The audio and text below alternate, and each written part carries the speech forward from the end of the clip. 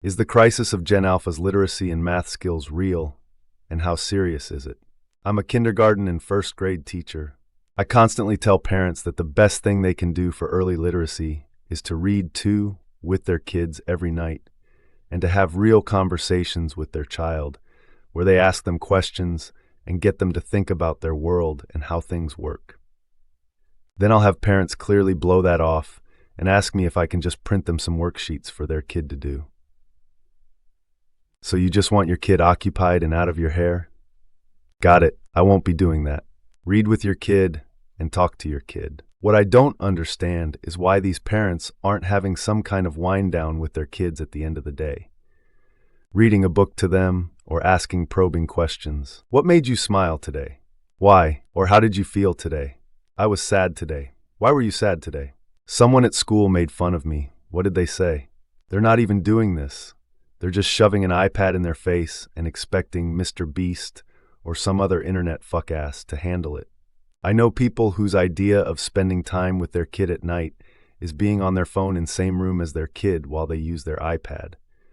If my SIL is anything to go off, it's because the parents are extremely depressed and overworked. I'm not excusing it. In fact, it's something my husband and I are trying to support her through. But she's just so apathetic even towards life in general. And we can't make her care. It sucks. Our eldest niece is starting to notice that mom doesn't like to talk to me. I think there's also a level of parental burnout in modern society. We used to live in a world where one parent could work a modest job and provide for a family. But the world we live in now, two parents can be working overtime and still barely make ends meet. This leads to higher rates of burnout and parents having less energy and time to actually give the sort of care their kids need. I'm a high school teacher, specifically AP and regular level physics. Been at it for 15 years now. I'm not teaching Alpha yet, but I'm starting to wrap up the last parts of Z. My perspective is interesting because I'm still interacting with the top kids of each group, but also each level of kids, all the way down to the bottom. The very top kids are about the same as they ever were, and potentially even more impressive than before. More access to technology and resources have done wonders. My biggest worry for this group is that college admissions are now completely broken, and they don't always get into great colleges. The run-of-the-mill AP honors kids have sort of gotten worse, but not by that much. COVID hit them in the fundamentals. Cheating is more rampant because of easy it is, and culturally there's less pride in overachieving, so it doesn't happen as often. These kids are perfectly content doing the bare minimum and seem to lack internal true motivation. However, the run-of-the-mill non-honors kids have gotten really bad. Very low tolerance for working hard, very short attention span, very short stamina for active listening. This is the brain-rotted fried dopamine group. Blame the screens, the social media, and the parenting for this group. It's the group that is the most worrying, because a decade ago I'd estimate that maybe 10 to 20% of kids at a school are like this, and now it's probably 40 to 50% of each graduating class. This is not the group that viral TikToks are talking about, with being illiterate and not able to do math, but it's the group I'm most concerned with. When I hear about the Gen Z stare and the general inability for minimum wage workers to do their jobs, I immediately recognize that it's the same kids in this category, just a few years older, and they still haven't made any progress. They don't care, they're afraid to look like they care, they seem depressed as a cultural baseline, they're super socially awkward, and they don't seem to feel like they need to change any of this. They can do basic math, but they're far below what kids in this category were able to do 10 years ago. They can read, but their comprehension and analysis of it is low. They can write, but their writing is filled with errors, and their thoughts seem incoherent or simple. Then there's, of course, the bottom 10 to 20% kids, excluding the special ed, severe, moderate learning disability kids. This is what the viral videos are about, and it's not an exaggeration. They can't read, write, or do very basic math like multiplication or division as a 17-year-old. When they read, it's obvious that they are just looking at some of the letters and then guessing, and it's obvious that they aren't processing it while they say the words out loud. They write like first graders at the age of 17. If they have to add even basic numbers together, they're still using their fingers. They seem to actively think school is stupid and that they're not the problem at all. These kids existed 10 years ago, but there weren't that many kids. In a class of 40, maybe 1 or 2 were like this. Now it's like 4 to 6 kids in each class. Now I'm at a good school, top 10% type of school in an affluent state, serving a moderately affluent suburban community. I believe the teachers who are teaching the inner-city rural communities where their entire class can't read, write, do math. I don't think they are exaggerating. Those kids do exist, and it seems that it's been a consistent trend my entire career that it's heading in this direction. This is all spot on. The ratios have reversed. Used to be 10 to 15% would cheat on tests/work. Now 10 to 15% don't, at least in the average student category. I have taught and/or been a TA for college courses since 2020. It gets worse every year and got dramatically worse starting in 2022-2023. I TA'd all of the 2025-2026 school year, and I think that only 10 to 15%, as you said, were writing their own work themselves. The 3 or so students who deeply care were vital for me retaining any hope for humanity whatsoever. I had to grade some handwritten tests for one of the courses too, and I had several students who did so poorly that it seemed not just like they didn't attend, but that they couldn't even make a reasonable guess using common sense and context from the questions. Interestingly, it's all much worse at the private institution I am currently at than it was at the state school I was at before. I wonder if there is data on that divide yet, when it will be available if it isn't yet. I'm already procrastinating my dissertation work, so I'm not looking for that now, lol. Your take seems like the most measured one I've seen so far and matches my personal experience. But I feel like this is a natural consequence of the increasing stratification happening worldwide. That run-of-the-mill AP honors cohort used to have external motivation to push harder to get into a good college and go for 6-figure-plus jobs. But all they see on social media is about their generation being cooked, degrees being useless, and reading about mass layoffs every other week. The reality is there are only a few million top jobs which pay well and have reasonable WLB, and all of the spots are already taken up by the top 10% kids. Same goes for the run-of-the-mill non-honors kids. Used to be that you could get your shit together at 20 after 2 years of community college, transfer into a state school, and end up with a respectable job. Nowadays, that means you probably graduated with no internships, which is essentially a death sentence for your career. Instead of going through all that effort and debt with such a high risk of failure, why not just do some retail jobs with your friends and enjoy your life while their parents foot the bill for their housing? I doubt kids are thinking that deeply into it, but they are definitely impacted by this cultural shift from hope, optimism for the future, to pessimism. Until just a couple of years ago, here in Britain, I taught plumbing at a trade school. We only had a small workshop that could take groups of 10 at most. Over the 11 years I worked there, I would occasionally discover that some students could not read the analog clock we had on the wall. I first came across this early on in that career, and I honestly thought the first 2 in the same class were just taking the piss out of me, and they really could read the clock. But no, they were serious. This happened more often as the years went on.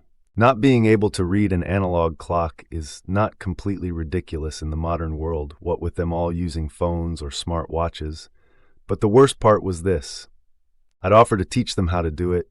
They are going to be plumbers. And whilst you don't need to be particularly academic to learn the trade and get qualified, their response was always, "No thanks. Not if I don't have to anyway." No embarrassment, no desire to learn it. I found that attitude endemic and tragic. That's really quite sad to me. That lack of curiosity is what's most concerning to me. Like if someone told me there was a method of telling time by how someone laid a pile of sticks on the ground and they could teach me how to do it, I would be delighted. It doesn't matter if it's relevant to your life or not. It's just interesting to learn stuff. Not that analog clocks are irrelevant. I've never worked somewhere that didn't have one on the wall. Well, we've repeatedly beaten passion out in favor of money-making, for example, Everyone is always mocking humanities and art degrees because they don't make money. If curiosity is not only not encouraged but mocked when it doesn't bring money, and therefore are a waste of time. How popular were memes that mocked teachers for wanting their students to analyze books in school a few years ago? Then the truth is that for a while we have been incentivizing people to not be curious, nor think too much. That reflects something I've seen and noticed. The part about the analog clock. It's the incuriosity that I've started to notice. The lack of interest in learning something to know it for its own sake. There seems to be a very obvious meet only necessary standards kind of thinking that I think of reflective of people I've worked alongside. I work in plumbing now, but I have a degree in life sciences, so I've had a wide-ranging experience working blue-collar and white-collar. The best way I can describe it is best practice thinking. Never think about how something could be better or a problem could be better solved. If it works, then move along. It feels like the lower reaches of some of the jobs I've done in the white-collar side of things. It's hard to describe. I see it everywhere. Driving is like this. People seem to understand, for instance, that they need to use a turn signal, but it's like performative. It only gets used at the last moment. I frequently observe once its use is wasted or pointless. I really worry what's going to happen with the wide adoption of AI, because some of the folks you describe could easily use it to basically bypass having to know anything at all. So the cheating isn't just with my students then. It's actually insane how good they've become at cheating and using AI, even though smartphones are banned at school now. I've had students that I watched make a test, sure that they didn't cheat, and they end up with near-perfect answers. And no, these are not the type of students that could just have studies really well. Ironically, most of these students are really bad at using computers, lacking any basic IT knowledge. But somehow they're all geniuses when it comes to cheating. I doubt they are coming up with great cheating strategies, but are rather finding them online. I bet if you searched various places for how to cheat, you might find some things to look for during future tests. Teacher in Sweden, and it's pretty freaking bad here too. Parents have failed their kids by not having them read more at a young age. Instead, they gave them phones and social media. We, the teachers, can see that the kids that aren't always on their phones perform, in general, way better. Canadian teacher here. I am wondering, have you ever found out a way to get through to your students? To help them actually not embrace cognitive surrender? I have tried so hard with my secondary students to get them to read and follow instructions, to get them to not just give up at the mildest challenge. Complete failure so far. Do you have any ideas that work over there? I think this is something the whole Western world is struggling with now. I teach ages 12 to 15, and when it comes to reading, I feel as if I come into their education a little late. Getting them motivated to read is a hard, uphill battle. Just seeing the required textbooks are at such a level leaves some so daunted that they give up before even opening the books. The only thing I feel somewhat works is introduce them to whatever subject through easy-to-read material. This material is usually for those with dyslexia or those with Swedish as a second language. It is rather basic, but some students have told me it helps them get started and they feel they get a little bit of knowledge to help them understand the heavier textbook. I wish I could give you another answer, but I think we all need a few things at the system level. I think we need to see a complete ban on smartphones for kids under 13 or 15. In Sweden, we have seen a hard shift towards prioritizing math in the last decade or so. This needs to be turned towards reading more at younger ages. I do try to talk to the parents of my students about reading, but I feel it falls on deaf ears. I tell them that their kid didn't get good at football or whatever without practice. Why would they be good in school or reading without practice? This is a great way to approach it honestly. I was taught that it's much easier to remember information once there's something in your brain to connect it to. Essentially, you're giving them that through an easy-to-understand base. I think that the problem with the bigger text is that so many of them are struggling to read it that nothing is actually sticking. Very good idea. I hear from teacher friends that they keep wondering if kids are gifted, then realizing those same kids are just a regular kid 10 years ago, and happen to be the ones in the class who have time limits on iPad time and no screens in their room. So, anecdotally, kids of this current society do end up as clever and skilled as kids were 10 years ago, with the only requirement being they don't have unlimited screen time. God, that's bleak, but at least it would mean the solution is clear. Honestly, I believe it. A kid in one family I know where they have the kid in daycare are very conscious to engage directly with her, and screen time is extremely limited and always social and done together.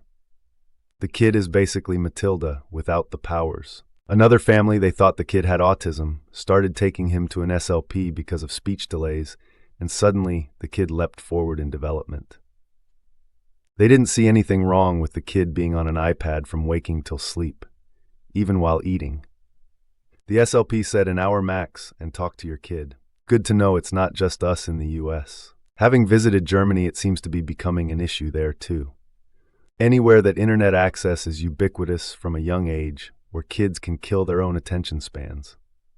German here, our education officials want to tackle this issue with more iPads and school AIs, also less money for university students. My goal was not to send people into an existential crisis. As I said, I see kids here every day who devour books and are brilliant.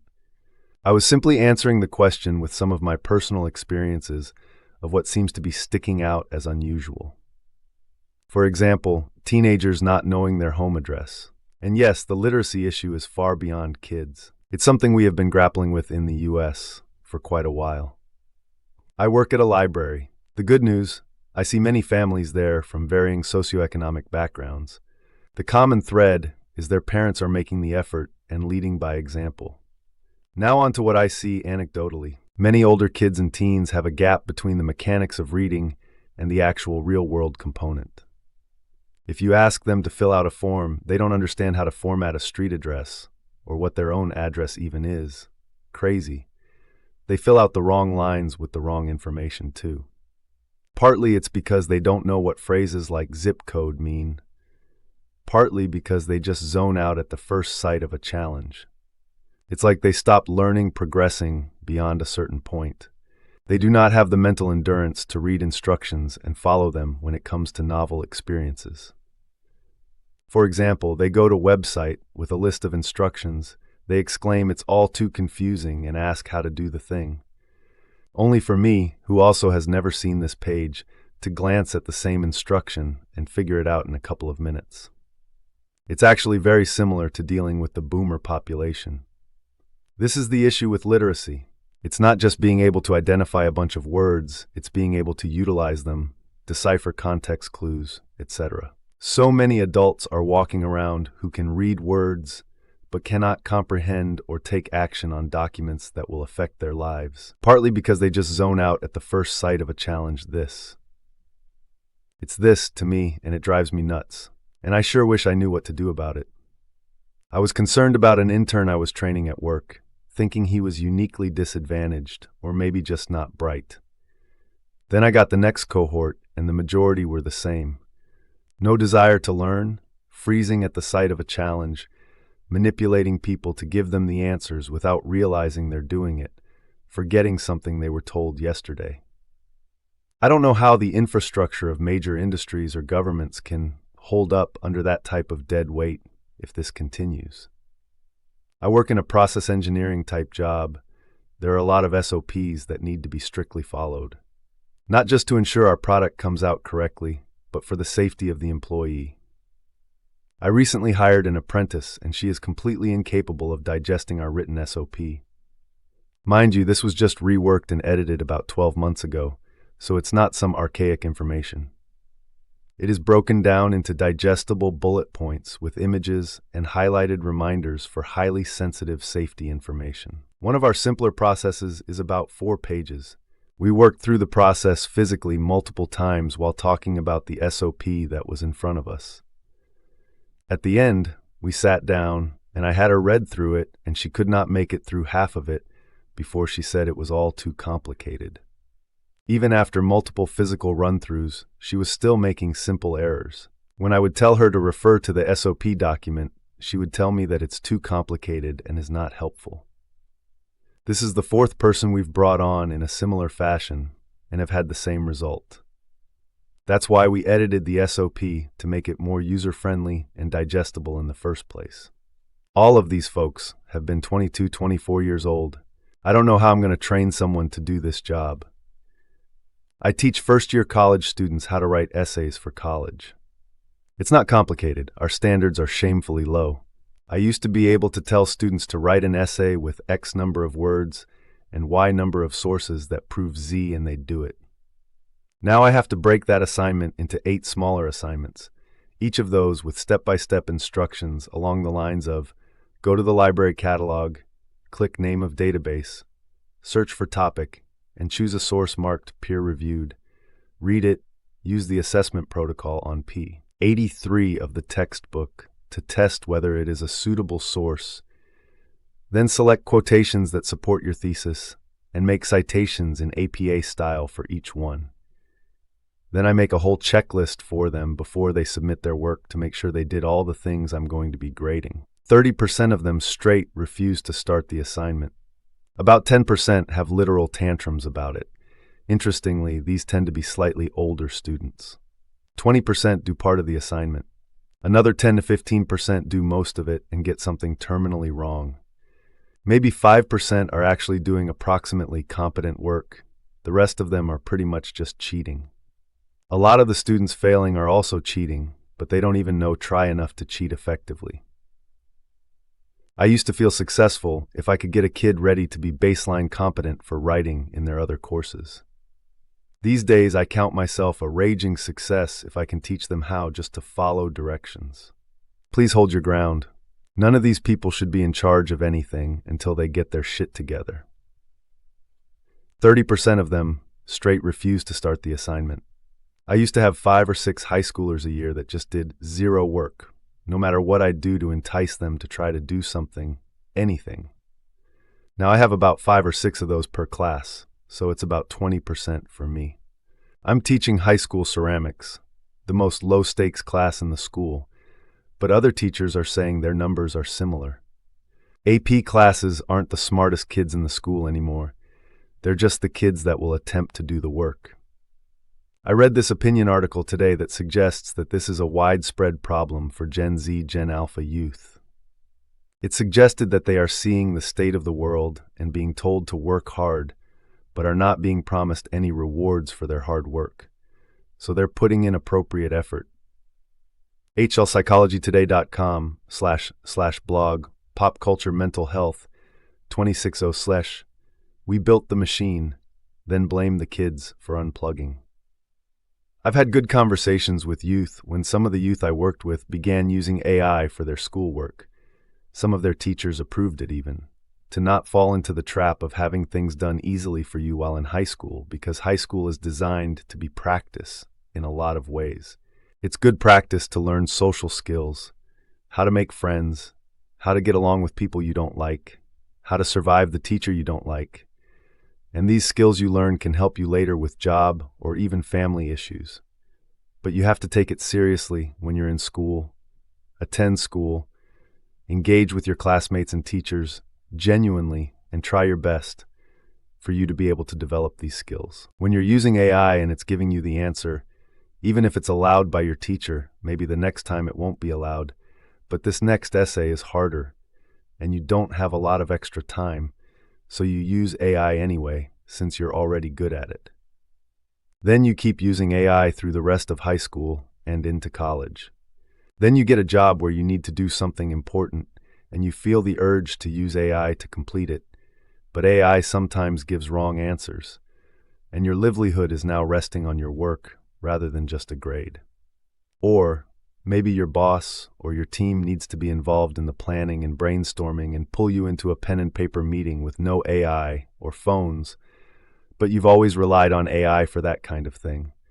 So you feel very anxious and underprepared to do this with your team, and now you're wishing you would have practiced this a lot more in high school and college so that you had the skills to rely on when it mattered. I think a lot of us are nervous and angry about how the world is today. But these kids aren't doing themselves any favors by not learning these important building block skills that they'll need later in life. They still need a full toolbox, regardless of if they choose not to use it once they hit the workforce, if they see that they aren't being treated fairly. That being said, I would have probably made the same choice as a teenager, to shut down and refuse to do anything at all. I felt my future was this bleak. Their prefrontal cortexes aren't fully developed. They make impulsive decisions without fully thinking through the long-term consequences, and they feel emotions very strongly. They need guidance on how to navigate this time, to continue to stand up for what they believe in, but to fill their toolbox full of skills they'll need later to use when they find appropriate, or if things begin to change, improve, and they want to participate in the workforce. And I'm not saying that no one wants to work. I'm saying it's hard to feel grateful when you finally do get a job when minimum wage hasn't moved and the job boards are full of AI training ghost jobs that aren't actually hiring anyone. If when circumstances improve, they'll continue to be frustrated when they then don't get the jobs they want because they didn't take school seriously because of this pending feeling of dread of entering the workforce hanging over their heads.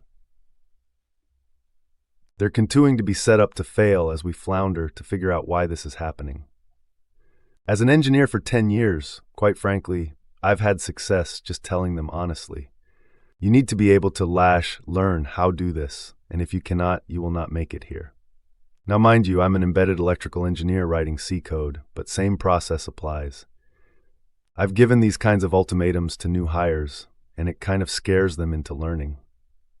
The previous 3 employees were given such warnings, and 2 of them quit, and the other made a critical error and was terminated. This is a fantastic point I was happy to see.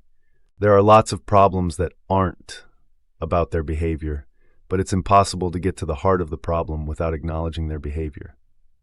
Part of, if it was they were let down, but there is a huge part of it that is they've spent their whole lives making excuses and finding ways to get around doing shit. Sink or swim, absolutely, is not good, but it doesn't matter what you do, we won't ever let you sink is also not good. Because you do need them to be able to swim, and if they just can't, they can't do the job. And you're not wrong, many of them just need to have it made clear, if you can't do this, you're gone. Backs against the wall for the first time in their lives, and they suddenly realize there's more to what they can do than they initially believed. There is a huge part of it that is, they've spent their whole lives making excuses and finding ways to get around doing shit. I am a tutor, and this was 100% what happened with my worst student. I have quite a few stories, but the relevant one here is the school would flat out just not fail her.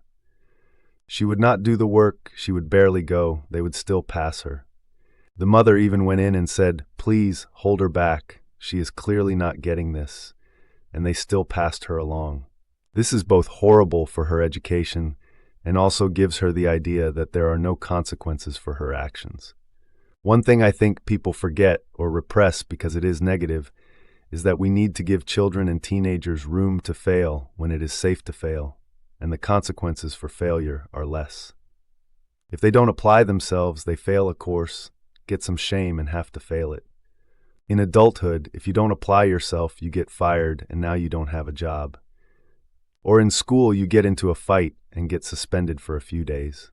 In the adult world, you get in a fight and could end up in jail for multiple years depending on how serious it was. The manipulating thing is so real. Lots of kids are trying to read their teachers instead of actually solving the problem in front of them. I am sometimes called the mean teacher at the tutoring center I work for because I prefer to help students find the answers on their own rather than doing it for them. It doesn't help my reputation that I also make them write with pencil and paper instead of illegibly scribbling with dry erase markers. I have had 2 interns say that I was the best mentor they ever had because I forced them to think for themselves and use the resources in front of them. The rest seem to think that I'm mean and prefer the mom-like approach. I appreciate teachers like you. You're preparing them for the future. I've seen recent interns flub really basic stuff lately. Had one outright ask me what I meant when I asked her to alphabetize some files. Like all generations harp about the ones who come after. But I don't care about the pop culture or whatever. I'm worried how constantly stressed out they seem by even simple tasks. My student teachers don't know how to alphabetize. They apparently don't know how to Google how to alphabetize either, or are just apathetic. They are confused by the idea of Aaron going before Abby because they both start with A.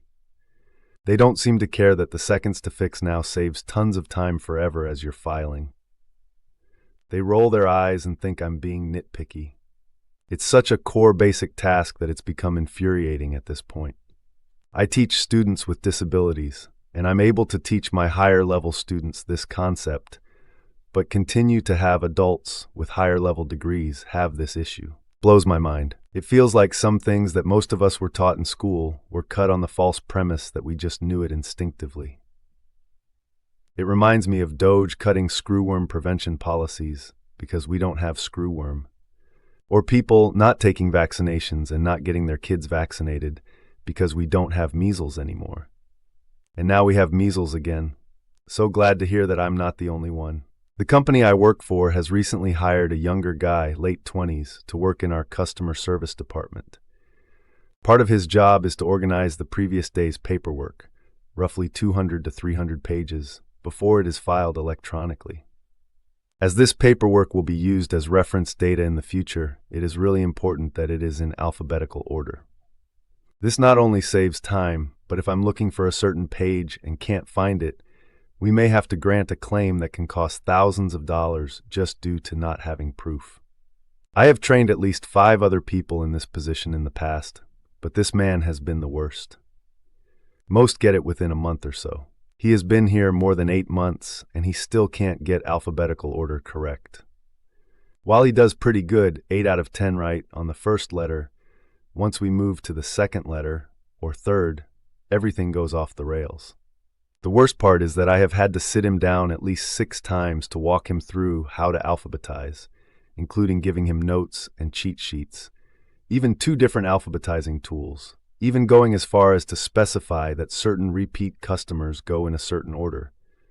Column comes before commercial. Yet he still gets those exact examples wrong. It's infuriating. The first couple of months I tried to work from the premise that he had never been taught this. But now I'm starting to think he just doesn't care, and that I'm wasting my time and energy trying to change it. Unfortunately, I'm not the one who hired him, and I'm not high enough to fire. And after having some horrendous new hires in the past couple of years, I understand my boss's reluctance to get rid of him over this, as he is doing well in other areas. But come on, if you can't do something this basic, I fear for our future. I was in a grad school class 4 years ago where a student raised their hand and said, "What do you want us to say?" after the prof asked an open-ended question. It was extremely concerning. They're so afraid of ridicule for being wrong that they won't say do anything. This is my concern too. As someone who has been in education for decades, I worry about the bridges, the airplanes, the elevators. Things we need people with brains for. Don't worry. AI will take care of us all and they won't have to think. I hate that quote about how for a lot of people, the fall of the Roman Empire was experienced as one day a bridge collapsed and no one came to fix it. It seems to be common. A lawyer and I, both elder millennials, handle supervision of a new graduate program in legal.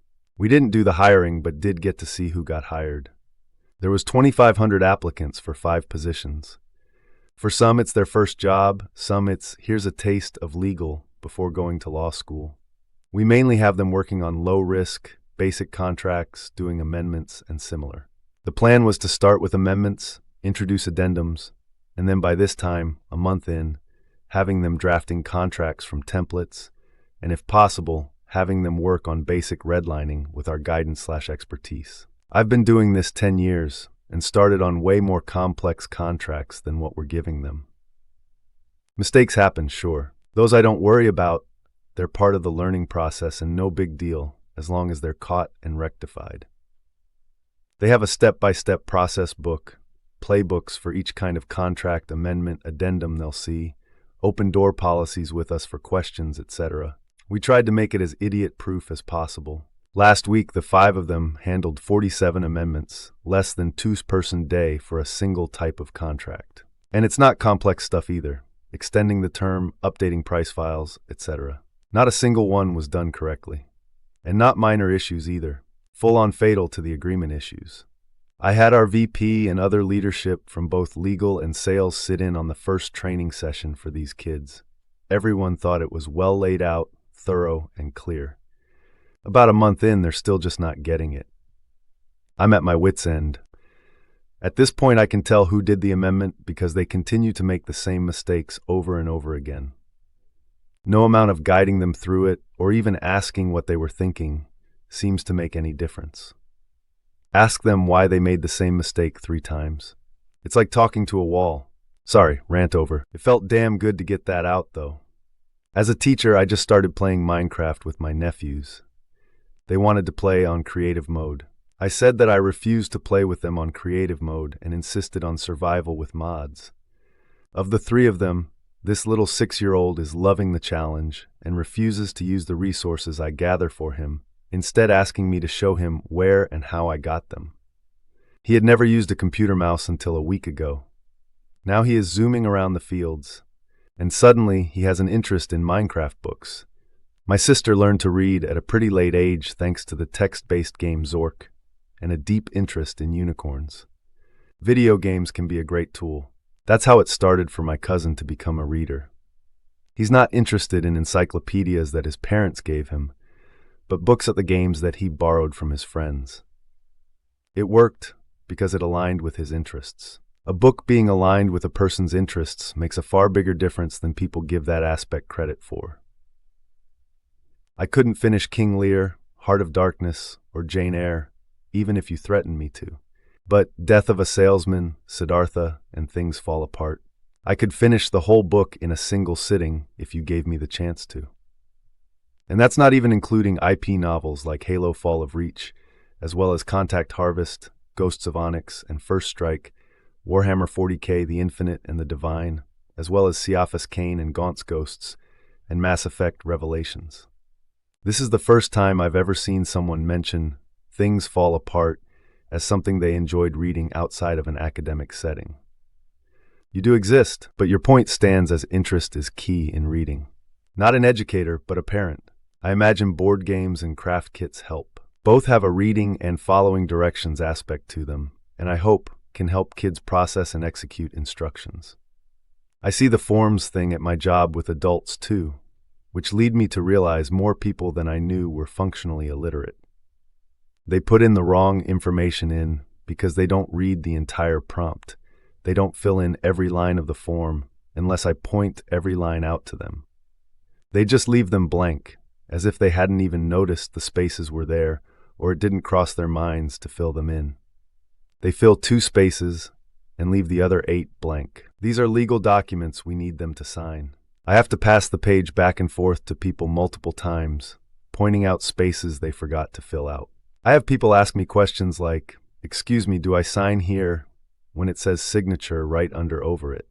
I give new employees a training booklet to read. In the end it says to sign, date, etc. I get the booklet back and it's not filled in. One even asked me the other day if they needed to fill that in. I said yes. Got it back a few minutes later, unfilled. It's bad. Same. I recently quit my local government job that involved helping people fill out forms because this would depress me so badly every day.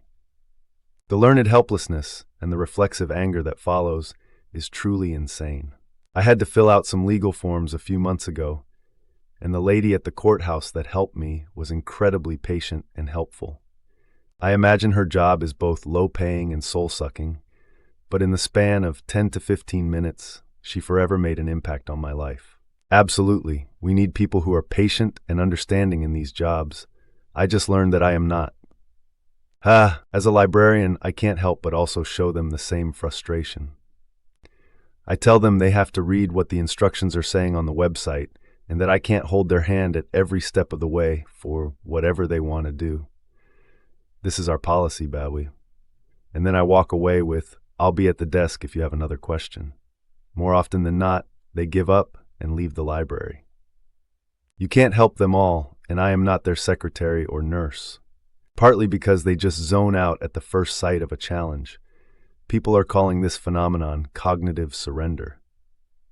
One of the best data points I've seen for this is when presented with an AI chatbot that deliberately provides false information, users overwhelmingly accept the answer rather than override.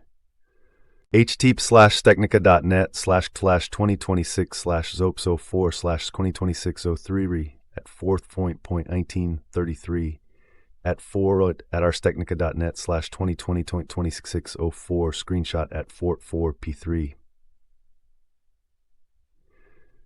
Users defer thought and deliberation to machines and experience the feeling that they deliberated, that they made a decision, despite blindly bypassing their own cognition.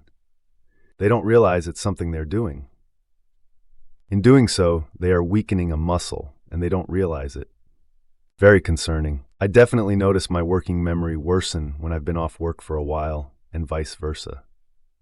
Do you have a link to the paper this is from, by any chance? The degree to which my job keeps my memory and general mental capability from degrading is a major reason I'm not retired, despite being old enough and having enough of a nest egg to do it if I wanted. Earlier in my career, I took a sabbatical for a year, and when I came back, I could feel that my thinking had slowed way down and gotten less sharp. I work in a technical field, doing work I enjoy for a cause I believe in, so there's no, I hate my job and can't wait to leave aspect to it. Another thing that infuriates me with this is that a lot of things that should be a simple list of instructions that I can read in 2 minutes are turned into a 15-minute video. Jesus, I hate this. Written instructions are faster, and I can easily refer back directly to any part I've forgotten. Unless a video is the best way to show how to physically do a thing, I just want directions. Only for me, who also has never seen this page, to glance at the same instruction and figure it out in a couple of minutes. It's actually very similar to dealing with the boomer population. The lack of resilience is the big thing I'm noticing as an instructor. I remember in college being flummoxed by a homework problem and spending significant time trying different approaches, working with friends, and poring through textbook or web pages to figure out how to do it. While I still see plenty of students who have that gumption, a significant portion of them find even mild resistance insurmountable. They just give up and check out. Edit, to add, almost without fail, all my struggling students who at least seek me out for help answer the following question. Did you look in the textbook or buy the textbook? With a no. They don't have a mental endurance to fill out a form. I had a couple charges nanny during Valentine's, and I was so excited to do Valentine's with them. I was a poor kid, so we didn't get to do that stuff often, but I remember being so excited to set up my Valentine's cards. Pop out the cards, fold them, and add a name, etc. Make a box. It took 4 hours just to do the cards, and I finished them. They cried. They cried about having to poke perforated cards out of a sheet of paper.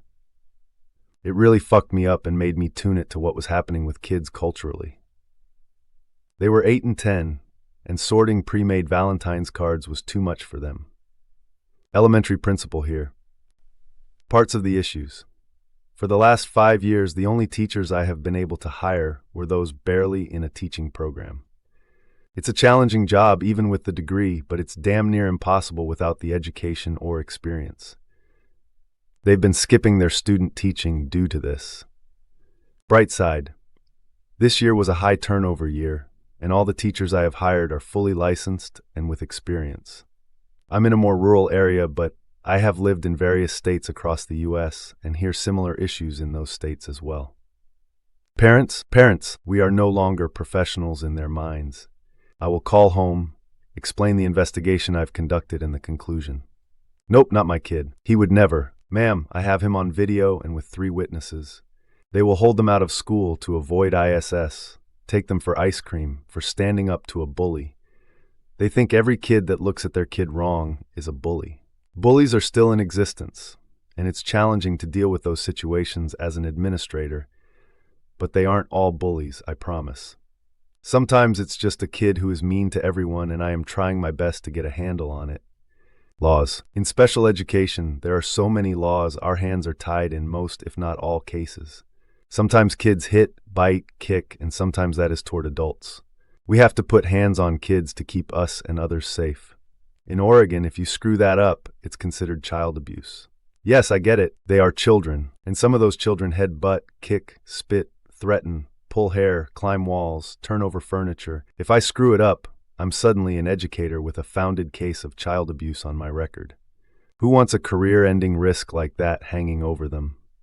And also, there are a ton of crazy teachers out there who should never put hands on kids. So I also get it. School is no longer school. It's the only way some of our parents can work. It's become daycare. We really need more universal supports like pre-K for all, which would help prepare students for school, as well as help parents not have to afford an entire mortgage payment for daycare. I'd share more, but it's summer break, and my cortisol levels have been high for 220 days, so I am going to zone out a bit longer. HS Associate Principal here. My break starts Wednesday. Thanks for your work. I explained the parent issue to my friends who aren't in education like this. Parents treat schools as a service provider now. I make the analogy of taking your car to the garage for service. The kid is the car. They drop off the car at the garage at 8 and expect it to be fixed when they pick it up at 3. Meanwhile, they've done no oil changes, tire rotations, or preventative maintenance whatsoever. They also want the work done for free. And then they're mad when the car doesn't perform the way they want it to. I've had multiple mothers call me asking me to call their kids into my office to tell them to start behaving at home. I'm like, ma'am, that's your job. I have them for 7 hours here, and they're fine because we have rules and structure and support in place. I can't help you at home. It sounds like anecdotally there's lots of teachers that have the opposite problem, but the same outcome. Parents refusing to take any responsibility for their kids' actions, but at the same time expressing extreme hostility when the kids are disciplined for their actions. What gives you the right kind of parents? In both cases, the parents are avoiding any and all responsibility as a guardian. It's pretty freaking bad. I always go back to the instance where a junior in my class was giving a presentation and couldn't read the word thought. Yes, No Child Left Behind policies and iPad parenting created middle schoolers reading at first grade levels. Just something to think about. Over 50% of the U.S. reads at below a 6th grade level. Not to say it isn't getting worse, but it isn't only the newer generations. It's been going on for decades. Yes, my father, who was born in the 50s, was functionally illiterate. He could write his name on forms and match names on street signs to find addresses. But if you ask him what the street name was, he would just guess a word that started with the right letter and was about as long as that word looked. I think that's literally illiterate if he couldn't read. Functional illiteracy. I believe you are able to read words, but your ability to comprehend and manipulate the concepts and ideas behind what you're reading is stunted. So not illiterate in a technical sense, but a functional sense. My great-grandfather couldn't read or write. He could sign his name for legal documents because his wife taught him, but that's it. Granted, he was born in the early 1920s or 30s, but I still thought it was crazy that he went 80-some-odd years without reading or writing. My grandparents were born in rural villages in India in the 20s. My grandmother was very proud of her 8th grade education, including her times tables from 1 by 10 up to 40 by 10. She could read and write in our native language as well as another, and she learned to read capital letters in English in her 50s or 60s. Despite not speaking English, she'd watch Wheel of Fortune every day like clockwork, over the Indian channels on satellite TV. She probably read something like 50 pages a day for decades in her native languages. My grandfather learned English fairly fluently. After they emigrated to the U.S., he would regularly wander off, taking the bus, doing shopping, and making friends with random people. I remember being a kid at Kmart, and he took me over to this random African-American man and introduced me as his grandson, very proudly. I cannot comprehend how it's possible for someone growing up in the U.S. to not be at least as educated as my grandmother was, especially considering when and where she was born. It's like people stopped learning at school and never bothered learning much of anything after that.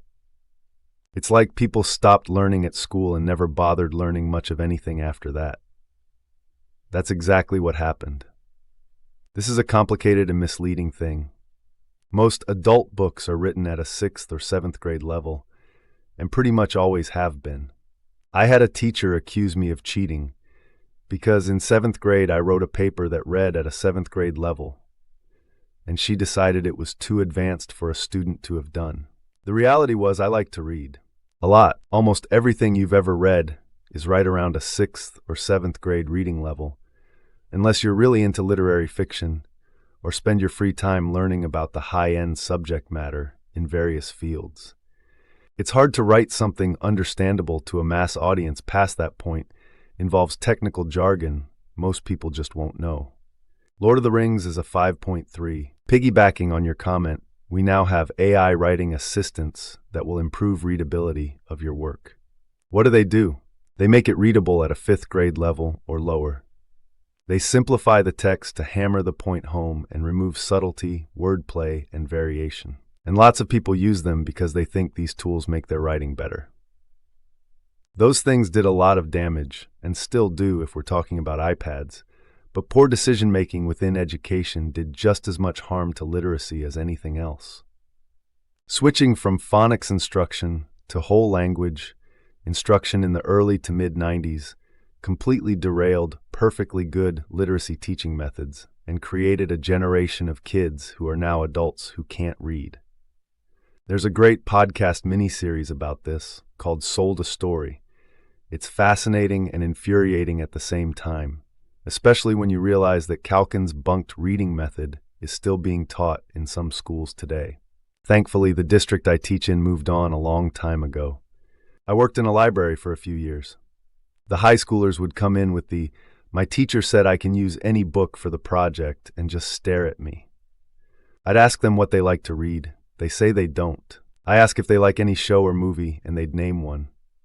Here would be the conversation. Okay, so you've watched Fantasy Show through like 20 times. Do you like fantasy? What's fantasy? Like magic, elves, creatures? What does that have to do with show? Literally the entire show? Like the main character does magic constantly and is friends with magical creature? Oh, I didn't know that. What do you know about it? I thought you watched it? Yeah, I've watched it on streaming like 20 times. Okay, how about I just get you a book similar to it? Why? So you enjoy it because you like the story? You've watched it 20 times. I've watched it 20 times it's been on in the background while I've been mindlessly scrolling on my phone 20 times. I knew this one guy, 20 years old. I'm helping him fill out some forms. On the form, you have to input basic information. Place of birth. He says to me Manhattan. I say no, the name of the city. Manhattan. After correcting him, we get to the zip code. He doesn't know. Okay, fine. Next, parents' full names. He didn't know his mom's full name. And he lives with her. Oh, the form for his full name. He writes his middle name as an initial. Like John M. Smith. You really have to walk them through everything, even the logic. I've been teaching high school English for nearly a decade. It's bad. I go home and cry on nearly a weekly basis. Granted, I work in the toughest, poorest high school in 100 miles, but it shouldn't be like it is. This is the first year the majority of my class cheated on their first essays. I had to go back to timed, paper and pencil essays for the rest of the year. It still took most of them 5 full class periods to write 5 paragraphs on an article we had already analyzed together with multiple scaffolds. I gave them sentence frames for their thesis, and they were allowed to use a notebook we made together that shows how each paragraph should be structured, sentence by sentence. Even with those tools, it took most of my 10th graders 5 full days to write 5 paragraphs. I still had a kid crash out and tell me I didn't give them enough time.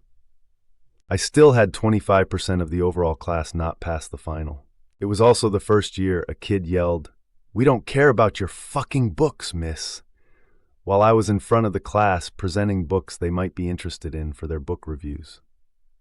Even the most capable and the most bright kids sidestepped my attempts to get them to read anything at all. Almost all of them cheated on the book review they had to write. It was a major grade, and I just dropped it from the grade book. I tried to get very honest with them about what this is all going to mean for their future, but when I did, I was reported to my boss for the first time ever by a group of kids. I had to go in and explain that I had given them a quote about literacy for them to write about, and I had to bring all the receipts. I got into teaching because while I was a big reader as a kid, I hated school. I wanted to help kids and be someone in the school system who empowers children rather than enjoys having power over children. There are plenty of those kinds of folks in school too. I wanted to be one of the good ones. But right now, my job is the most difficult part of my life. I don't know if I can do this until retirement. Our school has experienced waves of cuts. We don't have enough custodians, we don't have enough bus drivers, and we don't have enough security. I have to stand out in the halls and tell kids to put their phones away and get to class every day during my prep period. And every day I get told to go fuck myself multiple times. There are no consequences, and there are no real expectations that kids have any academic discipline or stamina. I think unless we get rid of all screens, the one-to-one Chromebooks, the phones, we are going to lose an entire generation of people who will live Wall-E style. Seriously, I can't stress enough how damaged these kids are, and they don't know it because they don't have anything to compare it to. No one but school staff sees it, because we're the ones dealing with the entire collective of young people, day in and day out. They don't even bother to get to know their teachers' names. They are that buried into their phones all the time. They don't bother to get to know their classmates. 90% of the student body doesn't go to football games or dances or prom. The social aspects of school have been almost entirely gutted by online culture. Even at assemblies, they mostly ignore what is going on in favor of staring at their screens. As a society, we need to grow some balls and regulate it, and definitely regulate AI, or we may very seriously lose the country for good. We simply won't have informed voters who know how to stave off political or financial propaganda. The more I write here, the more upset I feel. I need to unplug and go stand in my garden a while. Teaching was the most disastrous thing I've ever done for my mental health.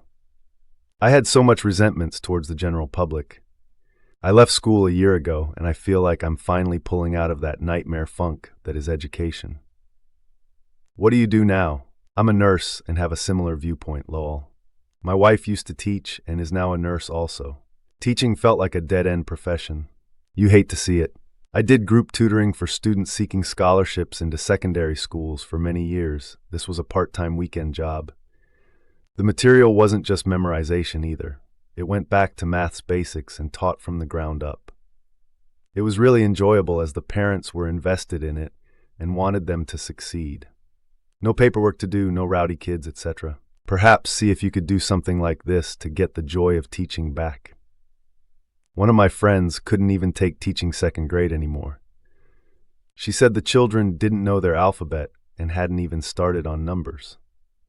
She now makes far more money in a different field, working fewer hours with far less stress. I still remember as a child back in the 80s that I learned how to read and write my own name and identify colors, objects, do basic math, and how to behave before going into kindergarten was the standard. What you wrote is tremendously heartbreaking to read, though I feel a little vindicated in refusing to get a cell phone and still refusing to get one today.